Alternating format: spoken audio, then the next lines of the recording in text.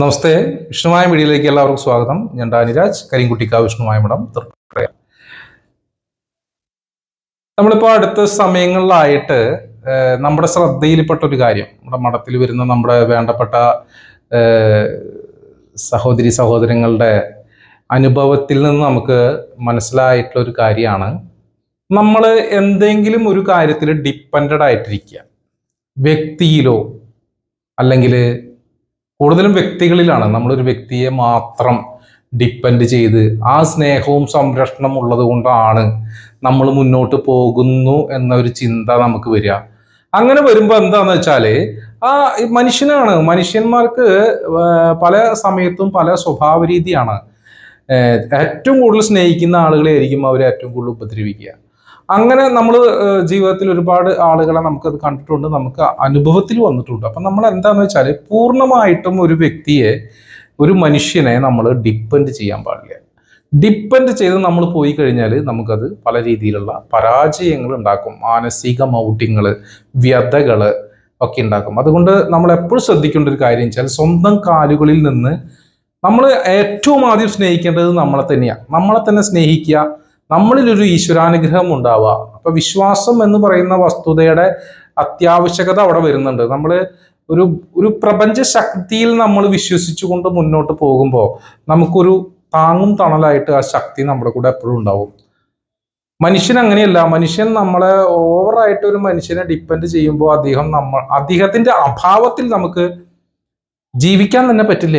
നമ്മുടെ ഒരു ദിവസം പോലും മുന്നോട്ട് പോകില്ല. അപ്പൊ അതുകൊണ്ട് എൻ്റെ സ്വാമിയുടെ പ്രിയ ഭക്തര് ശ്രദ്ധിക്കേണ്ട ഏറ്റവും ആദ്യത്തെ കാര്യം, സ്വന്തം കാലിൽ നിൽക്കാനുള്ള ശേഷി ഉണ്ടാവണം. സ്വയം ചിന്തിക്കാനും സ്വയം പ്രവർത്തിക്കാനുമുള്ള കഴിവ് ഭഗവാന്റെ അനുഗ്രഹത്തിൽ നമുക്ക് ഉണ്ടാവണം. ഭഗവാൻ നമുക്ക് എല്ലാത്തിനും ഒരു പ്രചോദനമാണ്, ശക്തിയാണ്. ആ ഒരു ബലം ഉണ്ടാവണം. നമുക്ക് എല്ലാവർക്കും ഭൂമിയിൽ ജീവിച്ച് വിജയിക്കേണ്ടവരാണ്. നഷ്ടത്തിൻ്റെ കഥകൾ പറയാനിരുന്നിട്ട് നമുക്കൊരു കാര്യമില്ല. നമുക്കെപ്പോഴും സൗഖ്യമായിട്ടുള്ള, സന്തോഷപ്രദമായിട്ടുള്ള ഒരു ജീവിതം ഉണ്ടാവണം. നല്ലൊരു കുടുംബം ഉണ്ടാവണം. നല്ല സൗഹൃദങ്ങൾ ഉണ്ടാവണം. ചിരിക്കുന്ന മുഖങ്ങൾ ഉണ്ടാവണം. നമുക്കെപ്പോഴും നമ്മളെ കണ്ടാൽ സ്നേഹിക്കാനും തിരിച്ച് അവരെ സ്നേഹിക്കാനും നമുക്ക് കഴിയണം. ഗിവ് ആൻഡ് ടേക്ക് എന്ന് പറയുന്ന ഒരു സമവാക്യത്തിൽ മുന്നോട്ട് പോകാൻ കഴിയണം. നമുക്ക് എല്ലാവരെയും സ്നേഹിക്കാനും ബഹുമാനിക്കാനും കഴിയണം. തിരിച്ച് നമുക്ക് ആ സ്നേഹവും ബഹുമാനവും തിരിച്ചു കിട്ടും. നമ്മളെപ്പോഴും എതിർത്ത് കൊണ്ടിരിക്കുമ്പോൾ എന്ത് കാര്യത്തിനായാലും നല്ല രീതിയിൽ എതിർക്കാനും കഴിയും, പൊട്ട രീതിയിൽ എതിർക്കാനും കഴിയും. ചീത്ത രീതിയിൽ എതിർക്കുന്നവന് ഒരിക്കലും നല്ല രീതിയിലുള്ള സുഹൃത്തുക്കൾ ഉണ്ടാവില്ല എന്ന് ഞാൻ വിശ്വസിക്കുന്നു. നല്ല രീതിയിൽ നമുക്ക് ഏതൊരു കാര്യത്തിനെയും നേരിടാം, അഭിപ്രായങ്ങൾ പറയാം, നമ്മുടെ കാര്യങ്ങൾ നമുക്ക് പുറത്തു പറയാം. നമുക്ക് ഓരോ വ്യക്തിക്കും ആ വ്യക്തിയുടെ അഭിപ്രായം പറയാനുള്ള സ്വാതന്ത്ര്യം നമ്മുടെ നാട്ടിലുള്ളതാണ്, നമ്മുടെ നിയമവ്യവസ്ഥിതികളിലുള്ളതാണ്. അപ്പം നമുക്കതൊക്കെ പറയാനുള്ള സാധ്യതകളുണ്ട്. അതൊക്കെ സഭ്യമായിട്ടും നല്ല മനസ്സോടുകൂടിയും ചിരിച്ചും മറ്റുള്ളവരെ വേദനിപ്പിക്കാതെയും പറയാം. അപ്പോൾ ഗിവ് ആൻഡ് ടേക്ക് എന്ന് പറയുന്ന ഒരു സംവിധാനം നമുക്ക് എപ്പോഴും ഉണ്ടാവണം. ഭഗവാനെ എന്തിനാണ് നമ്മൾ സ്നേഹിക്കുന്നത്? ഭഗവാൻ ഒരിക്കലും നമുക്ക് ഒരു പ്രവൃത്തിയും ചെയ്തു തരുന്നില്ല, ഒരു ചായ ഉണ്ടാക്കി തരുന്നില്ല, നമ്മളെ വാഹനത്തിൽ കയറ്റിയിട്ട് അദ്ദേഹം ഡ്രൈവ് ചെയ്ത് കൊണ്ടുപോകുന്നില്ല. നമുക്ക് എല്ലാത്തിനും ഒരു ബലാണ് സ്വാമി. സ്വാമിയെ കാലത്ത് വിളിച്ച് പ്രാർത്ഥിച്ചിറങ്ങുമ്പോൾ ഇന്നത്തെ എൻ്റെ ജീവിതത്തിലെ പ്രവൃത്തികൾ ശുഭമാകും എന്നുള്ളൊരു പ്രതീക്ഷയാണ് ഭഗവാൻ. എല്ലാ ശത്രുദോഷങ്ങളെയും മാറ്റിയിട്ട് മുൻപോട്ട് പോകാനുള്ള വഴി തെളിച്ച് കർമ്മം ചെയ്യാനും കർമ്മഫല സിദ്ധി ഉണ്ടാവാനൊക്കെ ആയിട്ട് ഭഗവാന്റെ അനുഗ്രഹം ഉണ്ടാവും. എപ്പോഴും ഒരു ശുഭാപ്തി വിശ്വാസം, കഠിന പ്രയത്നത്തിന് നമുക്ക് ഫലം ഉണ്ടാവും. അതൊക്കെ സ്വാമിയുടെ അനുഗ്രഹത്തിൽ നമുക്ക് കിട്ടിക്കൊണ്ടിരിക്കും. എന്നാൽ പ്രത്യക്ഷത്തിൽ അദ്ദേഹത്തെ കാണാനോ അദ്ദേഹം നമുക്ക് എന്തെങ്കിലും ഒരു കാര്യം ചെയ്തു തന്നു എന്ന് പറയാനോ നമുക്ക് കഴിയാറില്ല. പക്ഷെ അദ്ദേഹത്തിൻ്റെ അനുഗ്രഹം കൊണ്ടാണ് ഞാൻ ഇപ്പോഴും എന്നും ജീവിച്ചു കൊണ്ടിരിക്കുന്നത്.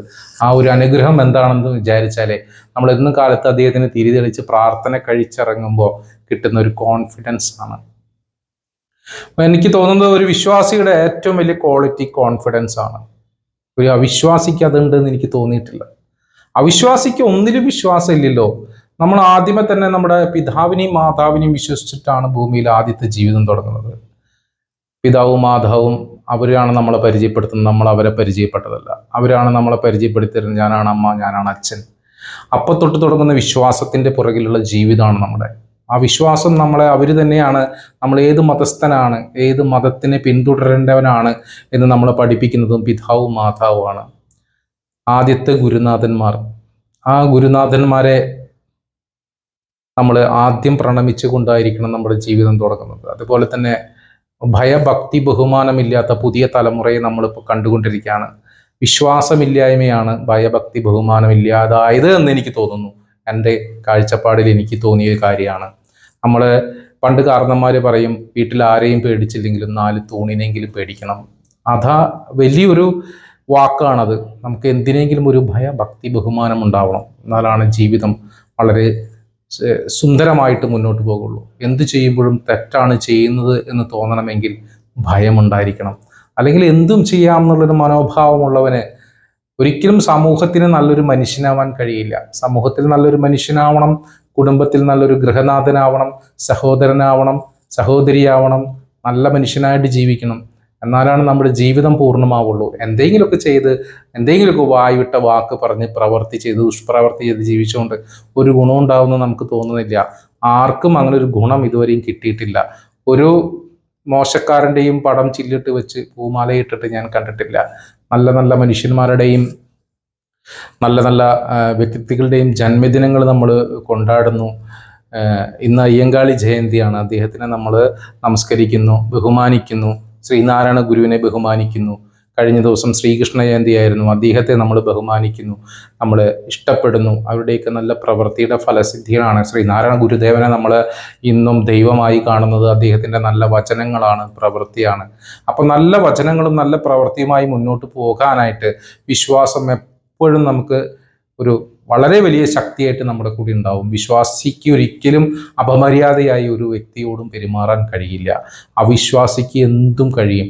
അതുകൊണ്ട് നല്ല വിശ്വാസമുള്ള തലമുറയുണ്ടാവാനും, പുതിയ തലമുറകളുടെ കുറേ ബുദ്ധിമുട്ടുകളിൽ വന്ന് ചേരുന്ന ഒരു തലമുറയുള്ള കാലഘട്ടമാണ്. പുതിയ തലമുറകൾ നമ്മുടെ അടുത്ത് വന്ന് കാര്യങ്ങൾ പറയുമ്പോഴും അവരുടെ മാതാപിതാക്കൾ അവരെ പറ്റി പറയുമ്പോഴൊക്കെ അവരുടെ ഭയഭക്തി ബഹുമാനമില്ലായ്മയാണ് അവരെ ഈ ഒരു അവസ്ഥയിലേക്ക് എത്തിച്ചിട്ടുള്ളത്. സുന്ദരമായ ലോകം നശിക്കാതിരിക്കട്ടെ, നല്ല നല്ല കുടുംബങ്ങൾ ഉണ്ടാവട്ടെ, നല്ല നല്ല ബന്ധങ്ങൾ ഉണ്ടാവട്ടെ. പൊന്നുണ്ണി വിഷ്ണുമായ സ്വാമിയുടെയും ചാത്തൻ്റെയും കരിങ്കുട്ടി സ്വാമിയുടെയും അനുഗ്രഹത്തിൽ വളരെ അനുഗ്രഹീതമായ ഒരു കാലഘട്ടം, നല്ല കുടുംബങ്ങളും നല്ല ബന്ധങ്ങളും നല്ല ഉറപ്പുള്ള ബന്ധങ്ങളൊക്കെ ഉണ്ടാവട്ടെ. എങ്കിലും നമ്മളെപ്പോഴും നമ്മളിൽ വിശ്വസിച്ച്, നമ്മുടെ ഭഗവാനിൽ വിശ്വസിച്ച് മുന്നോട്ട് പോവുക. മറ്റുള്ളവരുണ്ടെങ്കിലേ ഞാൻ ജീവിക്കുള്ളൂ, അവർ സഹായത്തിനില്ലെങ്കിൽ ഞാൻ ജീവിക്കില്ല, എനിക്ക് മുന്നോട്ട് പോകാൻ കഴിയില്ല, അങ്ങനെ ഒരു തോന്നൽ പാടില്ല. സ്വയം നിൽക്കാനും, സ്വയം ചിന്തിക്കാനും, സ്വയം പ്രവർത്തിക്കാനും നമുക്ക് കഴിവുണ്ടാവണമെങ്കിൽ ഭഗവാന്റെ അനുഗ്രഹവും തുണയും കൂടി ഉണ്ടായാൽ കൂടുതൽ അനുഗ്രഹത്തിൽ നമുക്ക് മുന്നോട്ട് പോകാൻ കഴിയുമെന്നാണ് എൻ്റെ വിശ്വാസം. സ്വാമിയുടെ എല്ലാ ഭക്തജനങ്ങൾക്കും നല്ലത് വരട്ടെ എന്ന് പ്രാർത്ഥിച്ചു. നമസ്തേ.